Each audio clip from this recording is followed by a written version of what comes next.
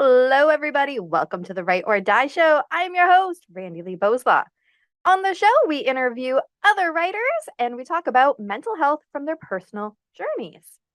If you have not already hit that like and subscribe button, go ahead, do that now so that you never miss an episode. Hi! I know it's a Tuesday afternoon, not a Wednesday morning. What is going on? My work schedule is changing. That's what's going on. So we're in for a bit of changes of when we're going to have episodes coming out. I'm thinking it's going to be Tuesday afternoons. We're going to see because I just ran here from work. If it doesn't work, we'll pick another day to do it. So just stay tuned. Like the intro said, hit the like and subscribe button, then you'll never miss it. I am so excited today, though, because the guest on the show, I've been on her show not once, but twice. I think only twice, but more to come, I'm sure. So I'm super excited to have her come on my show. So welcome in, Dr. Katherine Hutchinson-Hayes. Hello. Hey, how you doing? Good to be in your house, huh? Right? A little bit different here. Love it. So how are you? Pretty good. Yeah, pretty good. My corner of the woods is a suburb of Jacksonville, Florida. The weather is beautiful today. No more I need to cold go right there. now. Yeah, you need to come on over. Yeah. I think actually we want to visit Texas maybe next year. Okay. I think that's where. I don't know. It's for soccer. I don't know. Yeah, that'll keep you traveling. Yeah. Yeah. My husband loves watching the whatever FIFA. Is that what soccer is? Anyways, the soccer thing. And I guess the big tournament's going to be in Texas. Oh, okay. Next year after, I don't know, soonish. So apparently that's where we're going to go visit. But I would love to go and visit your neck of the woods because it sounds nice and cozy and warm. But Texas would be warm too, I suppose. Mm-hmm. Yeah. Lots of places to go and visit all over. Like, come up here to Niagara Falls. Just don't come like now. Do it like summer when it's. Don't leave warm to come to cold. No. Yeah. We've done that. Always regretted it, but yeah. Do not recommend. So tell everybody a little bit about who you are. Yeah. So I'm a fellow podcaster, right? I run Murder, Mystery, and Mayhem Laced with Morality.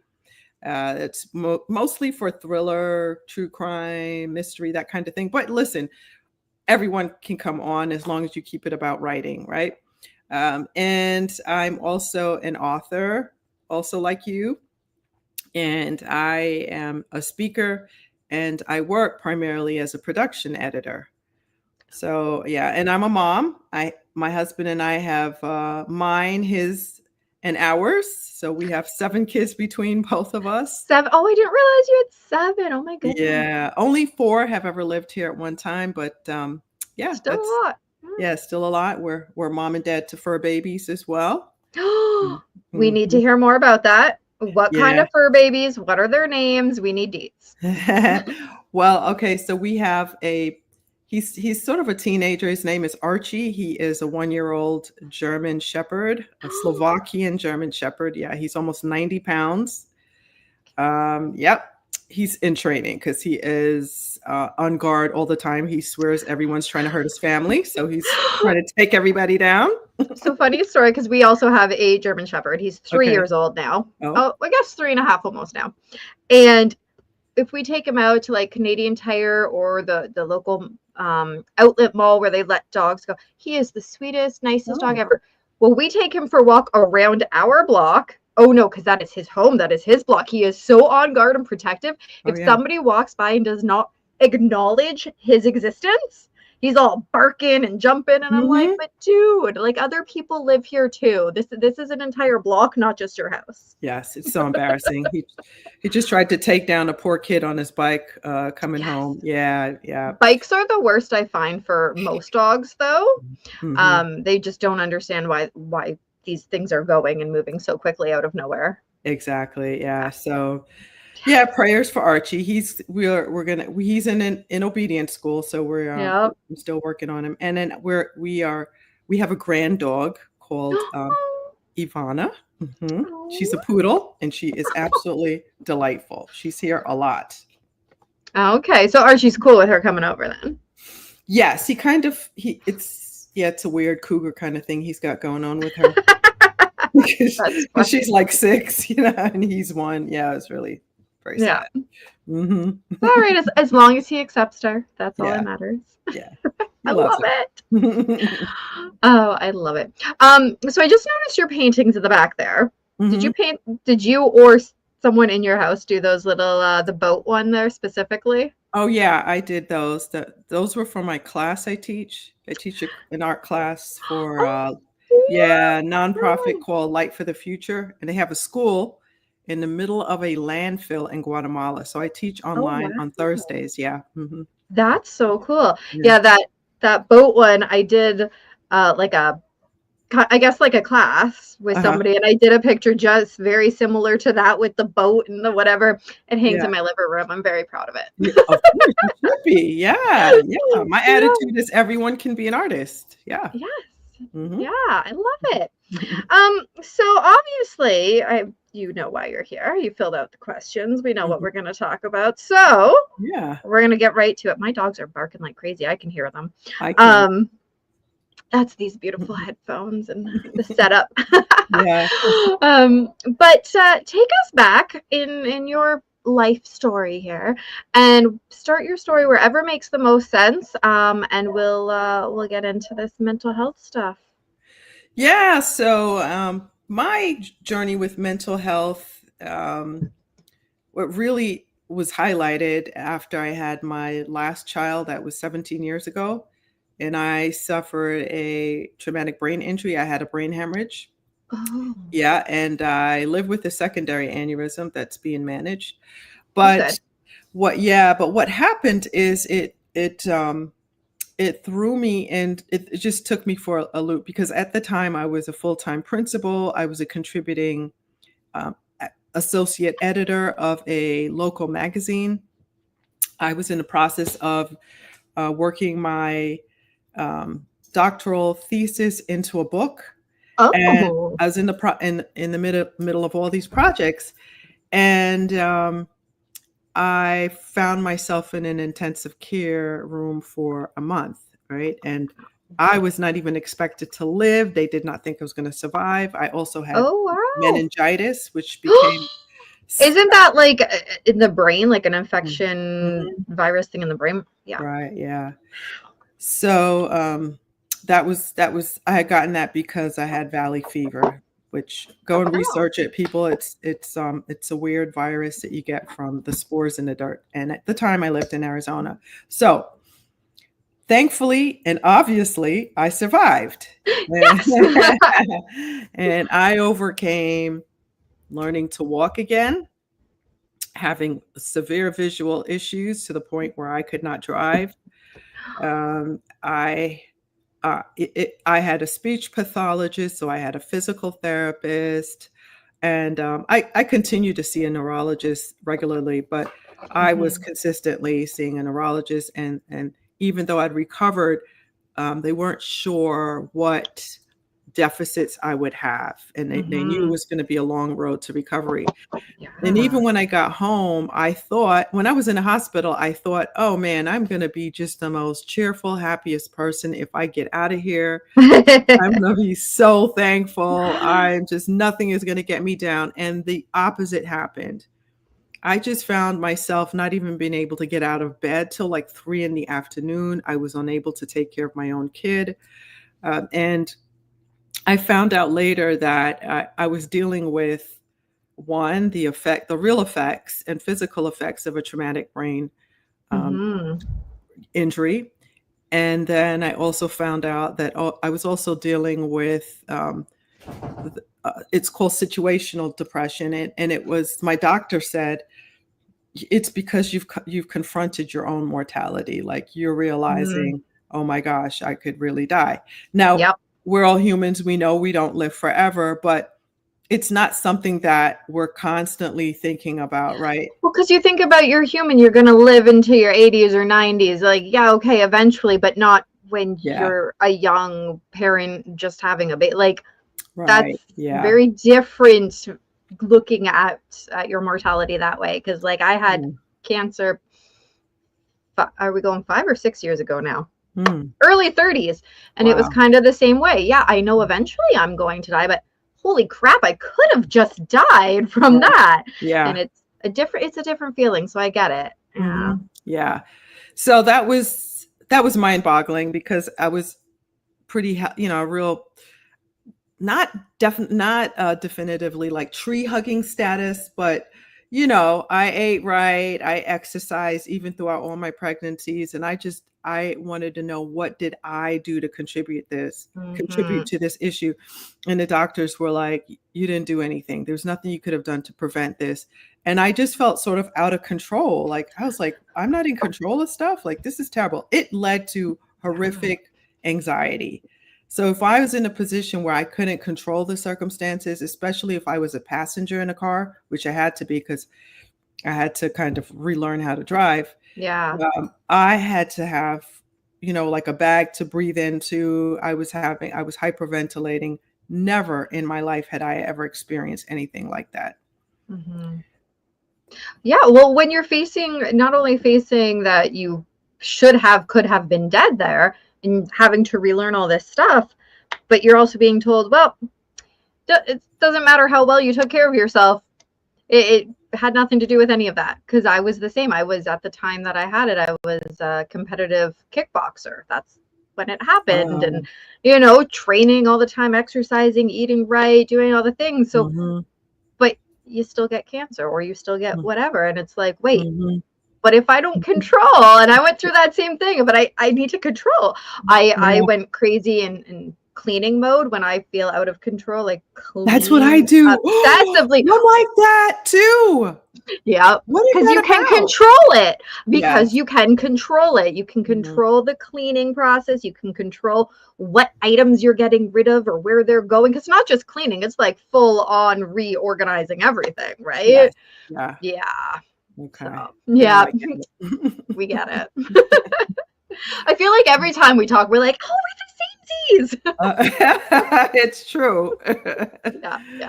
Yeah. So as you're dealing with this, and trying to figure out getting your life back, really, because it kind of, for lack of a better term, it crumbled, right? Like, that's kind of the vibes.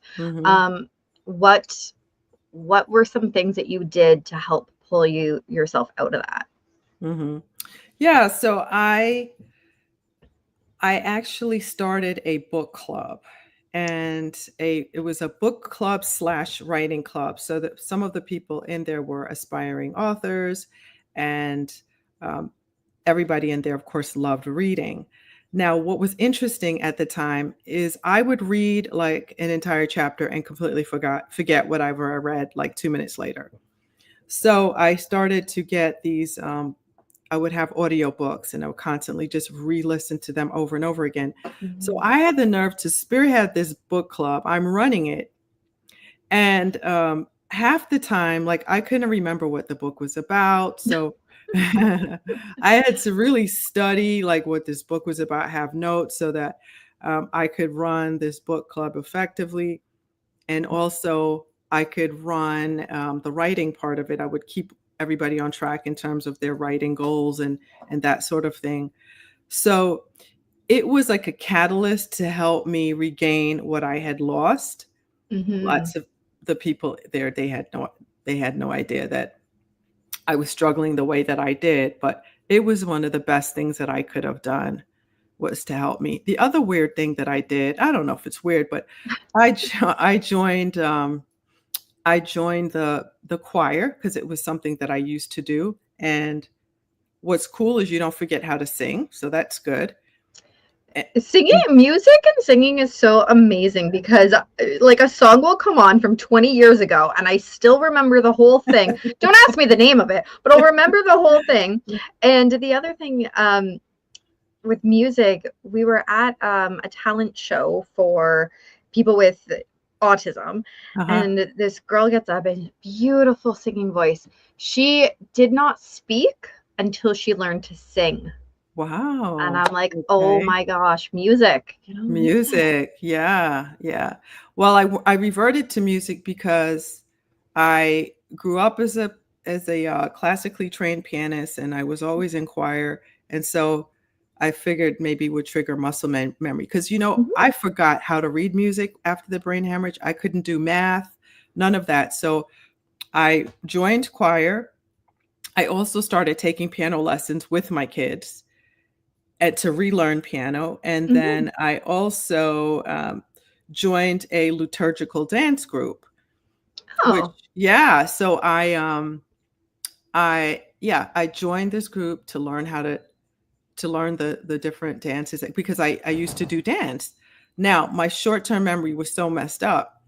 I would have to ask the choreographer to let me come early or stay late so I could get extra practice in. oh, okay, yeah. Mhm. But all of those things really helped me because what the neurologist said is that I needed to show my brain how to go around the disease parts of the brain that Mhm. had been messed up through the hemorrhage, and it did. Yeah. Mhm. Oh, I like that. Mhm. And so you're doing all of these awesome, cool things that you wouldn't typically think of as the way to get out, or not get out, but the way to bring back your brain. Mhm. Yeah. Um, how were you on the emotional side? Because you were feeling pretty awful with the Mhm. hyperventilating and things. So as Yeah. you start to do all these other fun activities, how did that balance out with the emotion and mental? Yeah, so it's something that I had to constantly gauge, and I had to constantly tell myself you cannot allow your life to be dictated by how you feel right now. Because lots of times when you're dealing with depression and anxiety, you have really bad days. And I'm like, okay, that's not reality, Catherine, because it can take you so low. And until you've battled something like that, you have no idea what people go Mm-hmm. through. I before didn't understand depression. I didn't. I just felt like, well, just perk yourself up. You could. Right? Yeah. But I look at how much things you are to be grateful for. But when you're in that state, um, it's such the physicality of feeling low. You have no energy. I mean, everything seems gray instead of colorful. It's like Mhm. you're living in your own black and white movie, and it's hard to just pick yourself up. So I would have to repeat affirmations. A lot of them have to do with my faith. So I would repeat scriptures of the Bible. Even though I wasn't doing these things, I would say, "You're an accomplished author. You're an accomplished speaker. I would say these things to myself, and I'm like, you're totally lying to yourself. But But it's working, so okay. working. And I found out later on, and actually I had a psychologist that I was working with and a speech pathologist I was working with, but I found out that the brain actually believes what you tell the brain. So Yes. even if I wasn't, a proficient speaker, or I wasn't, an accomplished author, my brain, because I was telling myself those things, was believing it. And that continued to help me regain my confidence, regain skills, because subconsciously I was building the belief that I was going to get through this, that Yes. how I felt at that time was not my complete reality. Yes, I Mm. love that. Affirmations can play such a big role, and they can be so hard to say though. Like, because you have to say, for me, I feel silly when I do it, Yeah. right? Like, Yeah. I am beautiful. I am intelligent. And I'm just like, I am an idiot. Like, I feel like I sound stupid. Yeah. But there is, woo, my chair is almost gonna fall back. But there is proven research and lots of life examples where Mhm. affirmations actually really help. So Yeah. I try really hard to remember that part, but I just feel so silly when I do it. Yeah. Yeah. It's true. Hmm. But I do like to have them. I think it's taken down now because we painted the bathroom, but I had one stuck on my bathroom mirror, and then I had one stuck on in the kitchen that said, I make healthy choices. Amen. That's it. Right? Yeah. Yes. Don't go for the cookies all the time. Make healthy choices. Sometimes you go for the apple. That's it. Yeah. Yeah, so affirmation, I love that, having things where you can actually see it and be affirmed. Sometimes we need a daily reminder in a place where we're Right? going to always look. Yeah, love In that. that way, I don't feel as silly because now I'm reading it to myself. Uh-huh. So I don't sound as silly to myself Right. anyways. Yeah. Yeah, but that's a good tip, everyone. Just put it where you can see it. Just put them around your house randomly. I had them all over, but I think those were the two that like my main ones. I Mhm. think I gotta get some more actually. Now that we're talking about it, I think I should print out Yeah. some more nice ones. Yeah, Mhm. make them all Mhm. colorful and pretty. Great. Um, so as you're getting everything back, how long? You said 17 years ago? Mhm. Yeah, Yeah. how long did it take you from when it happened to when you felt like yourself again? Hmm. Um, I would say that may have taken a good 5 years.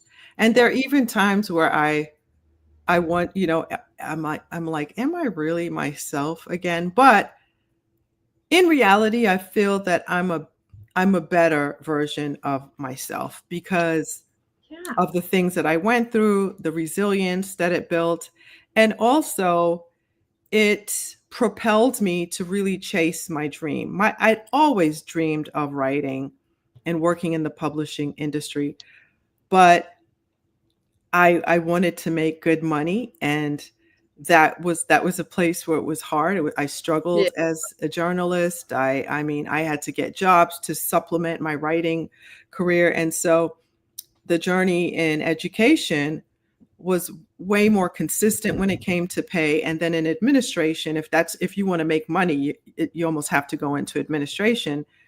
And so it, now I feel, you know what, this was a good path. And I Mhm. do feel very productive. That's important to me because I had a strong work ethic. And I think that's what was bothering me a lot is all these projects I had on hold. I was in the middle of moving my dissertation into a published book with my Mhm. chairperson of my doctoral committee. I was an assistant editor for a magazine. I was running a school. I was speaking on behalf of the school and the district, and I enjoyed that. And now Mhm. it went from that to now what do you do? What am I doing with my life? Am I going to Yeah. return to education? Am I, and so I'm grateful for my husband. I have to say, if it also helps when you have supportive people in your life, whether it's a Yeah. spouse, family, friends, a community that loves you and helps you through it and isn't judgy, but they're Mhm. supportive and patient. And so Yeah. my husband really pushed me to say, hey, what do you have to lose? Just go for it. If you don't like it or love it, go back to education. Yeah. And so I think it made me braver because I was like, hey, tomorrow is not promised to you. Look, you could die any day. Mhm. And so why not just go for your dreams? What do you have to lose? I love it. I love that. So if you were to tell somebody a piece of wisdom, and this person they have had some kind of tragic medical thing that they couldn't control and it was going to happen either way, whether it's an aneurysm or cancer or whatever was happening to them, what would be your piece of wisdom to them? Mhm. I would tell them to be hopeful, to hold on to hope. And the facts are not always going to be your truth. And I recently shared this with a friend of mine. She's nonverbal right now. She suffered a sudden stroke. It was she's a woman in my church, a life group that I belong to for my church, and it was just shocking because Denise was just vibrant, leading a very full, productive life, still working. And she went from that to being, in an intensive care and them saying she's not going to make it. There's no way she's not going to make it. And I was able to go and visit her and speak to her family and speak to her and say, Denise, you can make it. And here's my story. This is what happened to me. This is what the doctor said. And just because they're the facts, like, yes, you suffered a stroke, yes, this happened, doesn't mean that you won't recover. That might have been what happened to other people or what statistics say, but you can defy all of that. And she couldn't speak, but she squeezed my hand so hard. I knew that she understood, and she was in there. And I remember the same thing with me. I was fighting for my life when I was in intensive care. Mm-hmm. And to just hear, people like my mom and my husband and close friends and family, say, you're going to make it. I have hope. I believe that you're going to make it. That really helps. That mental part of the journey is incredibly important. I love that. Yeah, I think they always say you lose the fight before you actually even have the fight. And I know they're talking about sports in this case, but I think it's still true, right? Mm-hmm. You lose the fight when you mentally have given up. If Yes. you can keep trying mentally, then there's always hope. Absolutely. Yes. Love it. Yeah. Mm-hmm. So what have you written? I mean, I don't know what you've written, but what have you written? Yeah. So I've written, well, okay. When I recovered, I wrote a book. It was called God's Little Black Dress for Women, How to Put on the Full Armor of God Without Losing Your Femininity. It's specifically for my daughters.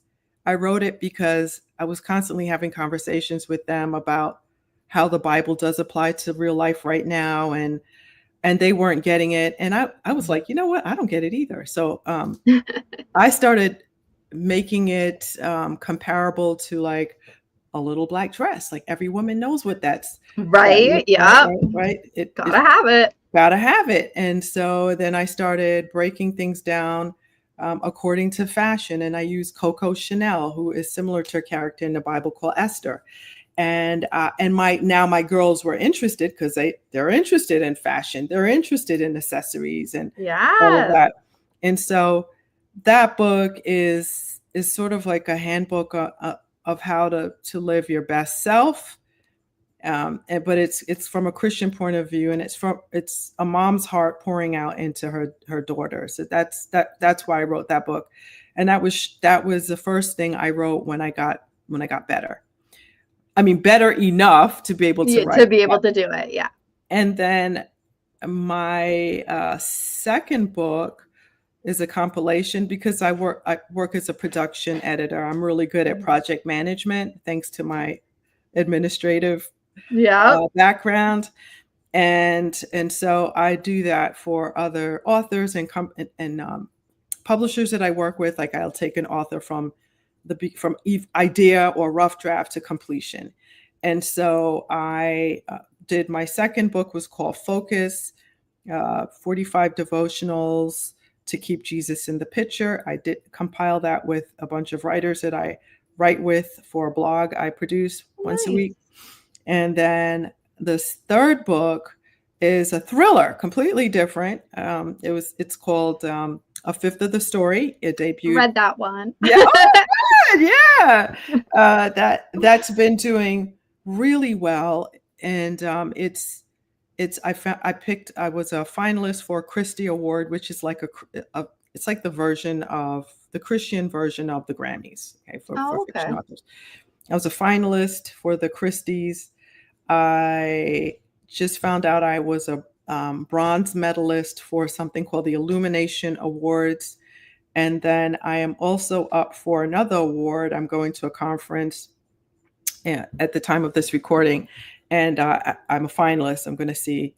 I'm a finalist for two books, and one of them is A Fifth of the Story, and the other one is a devotional book. And then the fourth book is called Mountains Moved: 45 Devotions on Bold Faith. Yeah.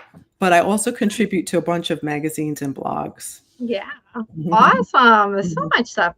And if you want to hear the review of A Fifth of the Story, then you got to go listen to what I'm reading, and you'll hear that. Yay. Because I enjoyed it. I did.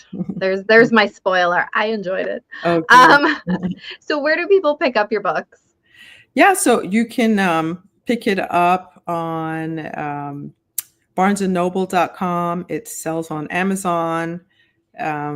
it sells on the publisher's website, which is Endgame Press, and you can go to my website, which is Dr. Katherine Hayes. Katherine spelled the right way, Katherine, Hayes, HAYES.com, and check us out there.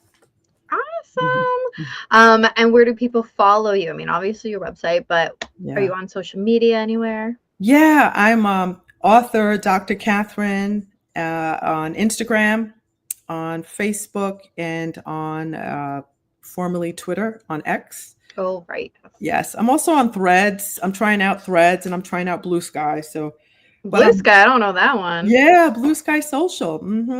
Yeah. Never heard of that one. Yeah, I'm on there. Nice. And your podcast is called, I know you said it earlier, but your podcast is called? It's called Murder, Mystery, and Mayhem Laced with Morality. If you want to come on and hear some of the coolest authors. Like me. Like Randi, who's been on. She's a fantastic guest. You can go on and check that out. And you can hear behind the scene things about the authors you may not have known before, which is super cool. Got really wonderful guests. And so I'm really proud of that podcast, especially for someone like me who's technologically challenged. I would not have guessed actually, because when I've been on it, it's been totally smooth sailing. So yeah, well, there's a lot of work behind the scenes to make that look good. Well, it's working. So there you go. Yeah. Awesome. Well, thank you so much for being on the show and sharing with us. Yes, it was my pleasure. I had a lot of fun. And something fun, if anyone is doing my book for a book club or you want to consider it, if I'm in your area, I will come and visit with you personally. But if not, we'll probably just meet on Zoom.